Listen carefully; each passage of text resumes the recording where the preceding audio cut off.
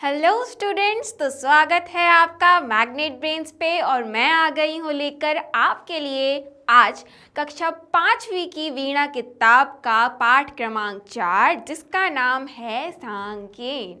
सांकेन हम इसको प्रोनाउंस करते हैं। और सांकेन क्या है? एक त्योहार है, एक न्यू ईयर फेस्टिवल है, जिसके बारे में हम इस पाठ में पढ़ने जा रहे हैं। आखिर ये कहाँ मनाया जाता है, कैसे मनाया जाता है, क्या रिचुअल्स होते हैं, हम हर एक चीज़ इस पाठ में पढ़ने वाले हैं। तो बिना देरी किए चलिए बढ़ते हैं हम आगे इस पाठ की तरफ और जानते हैं कि हम आखिर इस कहानी में क्या देखेंगे। ये सिर्फ और सिर्फ एक पाठ नहीं, ये सिर्फ और सिर्फ एक कहानी नहीं, परंतु ये एक भाव है जिनको पढ़कर आपको बहुत मज़ा आने वाला है। तो हम इस कहानी को वर्ड टू वर्ड पढ़ेंगे और समझेंगे कि आखिर लेखक हमसे क्या कहना चाहते हैं। चलिए शुरू करते हैं। अरुणाचल प्रदेश में चौखाम के मंडल कार्यालय में वल्लरी के पिताजी एक अधिकारी हैं। तो अरुणाचल प्रदेश जो है हमारा इंडिया में नॉर्थ ईस्ट में माया जाता है। सबसे ईस्टर्न जो स्टेट है वो अरुणाचल प्रदेश है। उसके चौखाम के मंडल कार्यालय, वहाँ पे एक जगह है चौखाम, उनका जो मंडल, उनका जो डिस्ट्रिक्ट कार्यालय है, वल्लरी के पिताजी एक अधिकारी हैं। वल्लरी कौन है? ये बच्ची है। वल्लरी ये बच्ची है जिसके द्वारा हमें ये पूरी कहानी सुनने मिलेगी और उसके पर्सपेक्टिव से ही एक तरीके से हमें ये कहानी पढ़नी है। अधिकारी हैं। इस बार उन्होंने दिल्ली से अपने परिवार को भी अपने पास बुला लिया है। क्या है? वल्लरी के जो पिताजी हैं वो अरुणाचल प्रदेश में काम करते हैं और जो वल्लरी है वो कहाँ रहती है? दिल्ली में रहती है। तो अब वल्लरी के पिताजी ने क्या किया? उन्हें अपने पूरे परिवार को जो दिल्ली में रहता है उनको बुला लिया है अरुणाचल प्रदेश। तो अब देखिए जब कैसा होता है, जब आप अपने गांव जाते हैं, अपनी ननिहाल जाते हैं या फिर कहीं जाते हैं जहाँ पे आपकी रूट्स हो, जहाँ पे आपका गांव हो, तो उसी प्रकार वल्लरी भी अब अरुणाचल प्रदेश जाएगी और वहाँ जाके देखेगी कि ये सांकेन का फेस्टिवल होता कैसे है। चलिए, कहाँ दिल्ली की भीड़ भरी सड़कें, हॉर्न बजाती हुई कारें और बसें, आदमियों की लंबी लंबी कतारें, और कहाँ चौखाम का खुला और शांत वातावरण। चौखाम जो है, यहाँ पे ये कंपैरिजन किया जा रहा है कि किस प्रकार दिल्ली में इतना ट्रैफिक है, इतना रश है, इतनी ज़्यादा पोल्यूशन है, इतना ज़्यादा भीड़ भड़ाका है, परंतु चौखाम जहाँ पे वल्लरी के पिताजी पोस्टेड हैं, जहाँ पे वो काम करते हैं, वहाँ पे कितनी शांति है, कितना सुखमय वातावरण है। वहाँ पे एकदम खुला और शांत वातावरण है। जिधर देखो हरियाली ही हरियाली है और फूल ही फूल, मतलब जहाँ देखो वहाँ सिर्फ और सिर्फ नेचर है, फूल ही फूल है, हरियाली ही हरियाली है। आप कितना पसंद करते हैं ऐसी जगहों पर जाना जहाँ पे सिर्फ शांति हो, बहुत ज़्यादा मन उत्साहित रहे, क्योंकि वहाँ पे इतने सारे रंग हैं, इतना प्यारा नेचर है। जिधर देखो हरियाली ही हरियाली और फूल ही फूल। यहाँ के लोगों के मुखों पर सदैव मुस्कान बनी रहती है। क्या होता है? यहाँ के जितने भी लोग हैं, यहाँ के लोगों के मुख पर, उनके चेहरों पर हमेशा मुस्कान बनी रहती है, क्योंकि वो खुश रहते हैं। दिल्ली जैसे शहर में वो कंपैरिजन हो रहा है कि दिल्ली में लोग कितने बिजी रहते हैं, कितना स्ट्रेस में रहते हैं, लेकिन यहाँ पे आते साथ ही वो देख रही है कि कितनी ज़्यादा प्यारे लोग हैं, कितने खुश रहते हैं। आगे बढ़ते हैं। एक दिन वल्लरी को उसके मित्र चाउतान, वल्लरी का एक मित्र है, ने अपने घर बुलाया। वल्लरी अपने पिताजी के साथ चाउतान के घर गई। उस समय चाउतान के पिताजी घर की सफाई कर रहे थे। वल्लरी और उसके पिताजी को देखकर उन्होंने सफाई का काम छोड़ दिया और उन दोनों का स्वागत किया। क्या हुआ? चाउतान के घर गई वल्लरी अपने पिताजी के साथ, तो क्या वहाँ देखती है वो कि चाउतान और उसके पिताजी साथ में काम कर रहे हैं, सफाई का काम कर रहे हैं। लेकिन जैसे ही वल्लरी और उसके पिताजी आते हैं तो अपनी सफाई का काम छोड़कर उनसे बात करने लगते हैं। चाउतान की माताजी कई प्रकार के पकवान ले आईं। ये पकवान बहुत स्वादिष्ट थे। वल्लरी और उसके पिताजी पकवान खाने लगी। तभी वल्लरी ने देखा कि सड़क पर एक शोभा यात्रा निकल रही है। जब भी आप अपने किसी मित्र के घर या अपने रिश्तेदारों के घर जाते हैं तो वहाँ पर आपका स्वागत होता है, सत्कार होता है। उसी प्रकार वल्लरी और उसके पिताजी का भी स्वागत सत्कार हुआ। उन्हें अच्छा खाने के लिए नाश्ता परोसा गया, तो वही चीज़ वो कर रहे थे। लेकिन उसी वक्त क्या होता है, वल्लरी देखती है कि सड़क पर एक शोभा यात्रा निकल रही है। अब शोभा यात्रा क्या होती है? एक शोभा यात्रा में बहुत से लोग थे, शोभा यात्रा में बहुत से लोग थे, कुछ लोगों के कंधों पर पालकियां थी। अब शोभा यात्रा यूँ होती है कि किसी भी एक डायटी या फिर कोई भगवान, उनको एक पालकी में लेकर हम बहुत दूर तक पैदल पैदल जाते हैं। ये एक तरीके का फेस्टिवल है, जैसे कि हम हिंदू रिलीजन में देखते हैं कि कोई प्रोसेशन निकलता है, जैसे कि कोई माता हो गई या फिर आपकी कोई भी डायटी हो गए, उनको लेकर एक लंबी जो सड़क पे पैदल यात्रा होती है उसको शोभा यात्रा कहते हैं। तो अब हम जानेंगे आगे क्या होता है। कुछ लोगों के कंधों पर पालकियां थी। इन पालकियों में बड़ी बड़ी और सुंदर सुंदर मूर्तियां रखी हुई थी। इस प्रकार से हमने जाना कि शोभा यात्रा होती कैसी है, क्यों होती है, तो वही चीज़ उन्होंने यहाँ पे भी बताई है। शोभा यात्रा में सब लोग नाचते गाते हुए जा रहे थे। लोगों में बहुत उत्साह था, जैसा कि आप इस तस्वीर में भी देख सकते हैं कि इस प्रकार से कुछ शोभा यात्रा निकल रही थी। लोग नाचते गाते हुए जा रहे थे। इस पालकी में ये जो है एक भगवान की मूर्ति है। ये जानेंगे हम आगे कि एक कौन से गॉड की मूर्ति इसमें है। लोग नाचते गाते हुए जा रहे हैं, सेलिब्रेट करते हुए जा रहे हैं। चलिए आगे पढ़ेंगे। वल्लरी ने चाउतान से पूछा, ये लोग कहाँ जा रहे हैं? बहुत प्रसन्न दिख रहे हैं। ऐसा वल्लरी ने पूछा चाउतान से, अपने मित्र से। चाउतान ने बताया, अभी 1-2 दिन पहले ही हमारे गांव के लोगों ने नदी के किनारे एक मंदिर बनाया है। नदी के किनारे एक मंदिर बनाया है हमारे गांव के लोगों ने। ये लोग बौद्ध विहार से भगवान बुद्ध और उनकी शिष्यों की मूर्ति लाए हैं और उन्हें मंदिर ले जा रहे हैं। ये कह रहे हैं कि नया अभी अभी एक मंदिर बना है और ये जो लोग हैं वो बौद्ध विहार से, जहाँ पे बुद्धिस्ट मॉन्क रहते हैं, लोग रहते हैं, वहाँ से बुद्ध भगवान की एक मूर्ति लेकर आए हैं। हमने बोला था कि हम जानेंगे आगे कि किस भगवान की मूर्ति लेके जा रहे हैं। वो बुद्ध भगवान की मूर्ति लेकर जा रहे हैं और उनके कुछ शिष्यों की, आगे भगवान बुद्ध की उनके शिष्यों की मूर्तियाँ लेकर जा रही हैं उस मंदिर में स्थापित करने के लिए। तो इसको पूरे जश्न और पूरे उल्लास के साथ लेके जाए जा रहे हैं और इन्हें मंदिर ले जा रहे हैं। ये मूर्तियाँ 3 दिन तक उस मंदिर में रखी रहेंगी। 3 दिन तक उस मंदिर में ये मूर्तियाँ रखी रहेंगी। गांव के लोग इन मूर्तियों पर प्रतिदिन जल चढ़ाएंगे और इनकी पूजा करेंगे।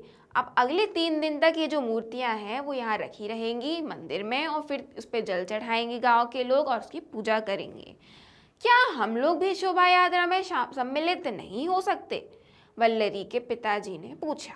वल्लरी के पिताजी ने पूछा कि हम लोग भी इस शोभा यात्रा में नहीं हो सकते क्या शामिल? हाँ हाँ अवश्य, चलिए हम सब शोभा यात्रा में चलते हैं। चाउतान के पिताजी बोले। चाउतान के पिताजी वल्लरी के पिताजी से कहते हैं कि हम बिल्कुल जा सकते हैं, चलिए हम चलते हैं। सब लोग शोभा यात्रा में सम्मिलित हो गए। शोभा यात्रा में लोग गाते बजाते हुए और नाचते कूदते हुए चले जा रहे थे। उनकी प्रसन्नता का ठिकाना नहीं था। लोग इतने खुश थे कि उनकी प्रसन्नता का कोई ठिकाना ही नहीं था, मानो जाने कौन सी खुशी उन्हें मिल गई हो। थोड़ी देर में शोभा यात्रा मंदिर के पास पहुंची। मंदिर की जालीदार दीवारें बांस की खपच्चियों से बनी हुई थी। मतलब बांस से ये मंदिर बना हुआ था। जालीदार मतलब जिसमें थोड़े से रोशनदान प्रकार से आप जान लीजिए, जहाँ पे जाली हो, थोड़ा स्पेस हो, इस प्रकार से वो मंदिर बना हुआ था। जो दीवारें थी वो जालीदार थी, बांस की खपच्चियों से बनी हुई थी। बांस के जो घर बनते हैं, जो मंदिर बनते हैं, आप यूजुअली ये कहाँ देखेंगे? आप नॉर्थ ईस्ट में ऐसे मंदिर देखते हैं। बीच बीच में पेड़ों की हरी भरी टहनियाँ लगाई गई थी और खोस कर उन पर रंग बिरंगे फूल सजा दिए गए थे। आप देखते हैं दिवाली पर हम किस तरीके से तोरण बनाते हैं, उसी प्रकार से इसको भी एक तोरण के प्रकार से उसको फंसा कर मंदिरों में उसको सजाया गया था, उसकी डेकोरेशन की गई थी। इतना सादा और सुंदर मंदिर वल्लरी ने पहले कभी नहीं देखा था। इतना सादा, इतना सिंपल, इतना ही सुंदर, इतना ज़्यादा प्लीजिंग मंदिर वल्लरी ने आज तक कभी नहीं देखा था, जो वो देख रही थी अब अरुणाचल प्रदेश में। देखते देखते भीड़ मंदिर के द्वार पर एकत्रित होने लगी।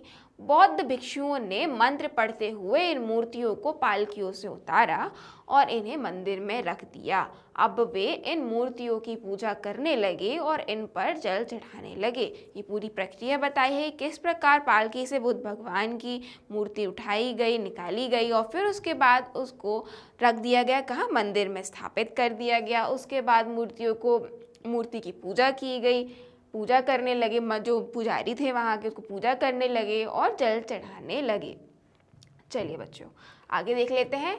हंसी खुशी इस वातावरण में वल्लरी ने देखा कि लोग एक दूसरे पर बाल्टियां भर भर कर पानी डाल रहे हैं। अरे, वल्लरी ने ये देखा कि इस खुशी में लोग बाल्टियां भर भर के एक दूसरे के ऊपर पानी खेल रहे हैं, मानो एक होली ही खेल रहे हो। वे एक दूसरे के चेहरों पर चावल का आटा भी लगा रहे हैं। चावल को जब हम महीन पीस लेते हैं तो उसका आटा बन जाता है, तो वो आटा भी लोग एक दूसरे के फेसेस पे लगा रहे हैं, चेहरों पर लगा रहे हैं। वल्लरी को होली की याद आ गई। वल्लरी को ऐसा प्रतीत हुआ मानो होली आ गई। होली में भी हम इसी प्रकार से कुछ खेलते हैं। उसने चाउतान से कहा, चाउतान भाई, लगता है कि लोग होली का त्योहार मना रहे हैं। चाउतान बोला, तुम्हें मालूम नहीं, आज हमारे यहाँ सांकेन का त्योहार है। आज से हमारा नया वर्ष आरंभ होता है। चाउतान ने ऐसा कहा कि तुम्हें शायद मालूम नहीं है, आज सांकेन का त्योहार है और आज से हमारे यहाँ पर नव वर्ष का प्रारंभ होता है, मतलब हमारे लिए एक नया वर्ष चालू होता है। वल्लरी ने बताया, हमारे यहाँ भी होली से ही नया वर्ष आरंभ होता है। जिस प्रकार हमारे घर पर भी हम जहाँ पे रहते हैं वहाँ पे हम होली से हमारा नया वर्ष प्रारंभ होता है चैत्र के बाद, उसी प्रकार यहाँ पर भी इसी तरह से नव वर्ष का प्रारंभ होता है। होली के दिन हम लोग भी एक दूसरे के ऊपर रंगीन पानी फेंकते हैं और मुंह पर गुलाल लगाते हैं। होली के दूसरे दिन लोग एक दूसरे से मिलने जाते हैं। उस दिन लोग घरों में कई प्रकार की मिठाइयाँ और नमकीन बनाते हैं और अतिथियों का स्वागत करते हैं। ये बताती है वल्लरी चाउतान को कि हमारे यहाँ पे हमारे जो कल्चर में क्या होता है कि हम इस प्रकार से होली मनाते हैं, सेलिब्रेट करते हैं। उसके बाद में लोग हमारे घर आते हैं या फिर हम लोगों के घर जाते हैं। होली के बाद में कई प्रकार का नाश्ता बनता है, हम बहुत अच्छी तरीके से एंजॉय करते हैं। ये चीज़ वल्लरी ने बताई कि हम एक फेस्टिवल किस प्रकार से मनाते हैं। चाउतान ने बताया, आज शाम को हम लोग भी अपने ताऊजी के यहाँ जाएंगे। ताऊजी अर्थात मतलब अपने पिताजी के बड़े भाई के यहाँ पर जाएंगे। हमारी ताई जी ने भी विभिन्न प्रकार के पकवान बनाए होंगे। पकवान बहुत स्वादिष्ट पकवान बनाए होंगे। जैसे आपके घर पे गुजिया बनती है, चूड़ा बनता है, नमकीन बनता है, इसी प्रकार ये पकवानों की बात हो रही है। हम उन्हें प्रणाम करेंगे, हम उनसे आशीर्वाद लेंगे, उनके पैर छुएंगे, उनसे प्रणाम करेंगे, वे हमें आशीर्वाद देंगे। कल मेरी बुआ जी और मेरे फूफा जी भी हमारे यहाँ आएंगे। आज शाम को हम जाएंगे ताऊ जी के घर, लेकिन कल हमारे घर आएंगी हमारी बुआ जी।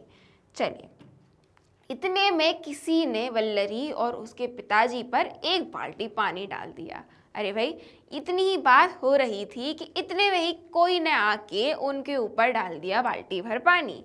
अब आई मज़ेदार बात, वे भीग गए। फिर तो लोग बहुत देर तक एक दूसरे पर पानी डालते रहे और सांकेन मनाते रहे। सांकेन मनाने का एक तरीका है जिस प्रकार से वो एक होली की तरह खेल रहे थे।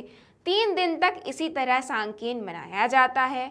चाउतान ने बताया 3 दिन तक ये पूरा फेस्टिवल मनाया जाता है। तीसरे दिन बौद्ध भिक्षु इन मूर्तियों को पुनः पालकियों में रखकर बौद्ध विहार ले जाएंगे। ये जो मूर्तियां हैं जो मंदिर में स्थापित की गई हैं, उन्हें 3 दिन के बाद फिर से पालकियों में रखकर जिस प्रकार वो बौद्ध विहार से लेकर आए थे, उसी प्रकार मौज मस्ती करते हुए, अच्छे से जश्न मनाते हुए उन्हें फिर से बौद्ध विहार छोड़ कर आएंगे। वहाँ वे मंत्र पढ़ कर इन मूर्तियों को इनके स्थान पर रख देंगे। वहाँ वो जाएंगे और मंत्र पढ़ कर उन मूर्तियों को अपने स्थान पर रख देंगे वापस। चाउतान के पिताजी ने बताया, गांव के लोग फिर बौद्ध विहार जाएंगे और भिक्षुओं को बार बार दंडवत प्रणाम करेंगे। भिक्षु लोग हमें आशीर्वाद देंगे। चाओतान के पिताजी ने क्या बताया कि गांव के लोग फिर से बौद्ध विहार जाएंगे और भिक्षुओं को बार बार प्रणाम करेंगे, बार बार उनका आशीर्वाद लेंगे। उनके आप जाएंगे, उनके पैर पड़ेंगे या फिर उनसे नमस्कार करेंगे और उनसे आशीर्वाद लेंगे। और वो आशीर्वाद में क्या बौद्ध भिक्षु क्या देंगे? खेती फूले फले तुम्हारी, तुम्हें ना होई कोई बीमारी, ऐसा वो कहेंगे। कौन? बौद्ध भिक्षु। हिल मिलकर सब नाचे गाए, नए साल में खुशी मनाए। ये जो बौद्ध भिक्षु हैं वो आपको आशीर्वाद देंगे, लोगों को आशीर्वाद देंगे कि तुम्हारी जो खेती है वो फले फूले, बहुत ज़्यादा फले फूले और तुम्हें कोई बीमारी ना लगे। हम सब साथ मिल कर के नाचे गाएं और हम नए साल की खुशी मनाएं। हम मतलब बहुत खुश हों एक दूसरे के साथ में। तो स्टूडेंट्स, आज हमने पढ़ ली है ये कहानी जिसका नाम है सांकेन, और हमने यहाँ पर जाना कि किस प्रकार सांकेन का जो त्यौहार है वो मनाया जाता है। अरुणाचल प्रदेश में इस त्यौहार की क्या सिग्निफिकेंस है। जिस प्रकार हम होली मनाते हैं, हमारे लिए वो एक नव वर्ष की तरह होता है, उसी प्रकार अरुणाचल प्रदेश में भी ये त्यौहार मनाया जाता है, जहाँ पर एक शोभा यात्रा निकलती है। बुद्धिस्ट जो एक कल्चर होता है ये उसका एक प्रतीक है। मैं आपसे आशा करती हूँ कि आपको ये कहानी पढ़ने में बड़ी मज़ेदार भी लगी होगी और आपको सीखने भी बहुत कुछ मिला होगा, क्योंकि हम अपने त्योहारों के बारे में तो बहुत अच्छे से जानते हैं, हम जो कल्चर फॉलो करते हैं उसको तो अच्छी तरीके से जानते हैं, परंतु हमारे ही भारत का एक और जो हिस्सा है वहाँ पे किस प्रकार से त्यौहार मनाए जाते हैं, इसको जानकर भी आपके मन को प्रसन्नता ज़रूर हुई होगी और ज्ञान में तो वृद्धि हुई ही होगी। अब बच्चों, हम मिलेंगे हमारे अगले वीडियो में, जहाँ पर हम सॉल्व करने वाले हैं इस पाठ के प्रश्न उत्तर। और वो देखने के लिए आपको कहाँ जाना होगा? आपको जाना होगा मैग्नेट ब्रेन्स के यूट्यूब चैनल पे, वेबसाइट या फिर एप्लीकेशन पे भी आप जा सकते हैं। मैग्नेट ब्रेन्स आपको प्रोवाइड करता है ये हमारे कुछ टॉप कोर्सेज, जो कि आपको इंग्लिश और हिंदी दोनों ही लैंग्वेजेस में अवेलेबल हैं। मैग्नेट ब्रेन्स आपको विदाउट एनी कॉम्प्रोमाइज़ देता है हाई क्वालिटी एजुकेशन, वो भी 100% फ्री ऑफ कॉस्ट। आपको ई नोट्स और ई बुक्स की लिंक्स जो हैं वो डिस्क्रिप्शन बॉक्स में मिल जाएंगी, तो आप वहाँ पे विज़िट कर सकते हैं। इस वीडियो को लाइक करना, शेयर करना और सब्सक्राइब करना बिल्कुल मत भूलिएगा, क्योंकि आपको नोटिफिकेशन यहीं से मिलने वाली है। सो स्टूडेंट्स, आज हमने ये पढ़ लिया है पाठ। चलिए अब मिलते हैं आपसे अगले वीडियो में। तब तक के लिए अपना ख्याल रखिए और पढ़ते रहिए। Thank you for watching.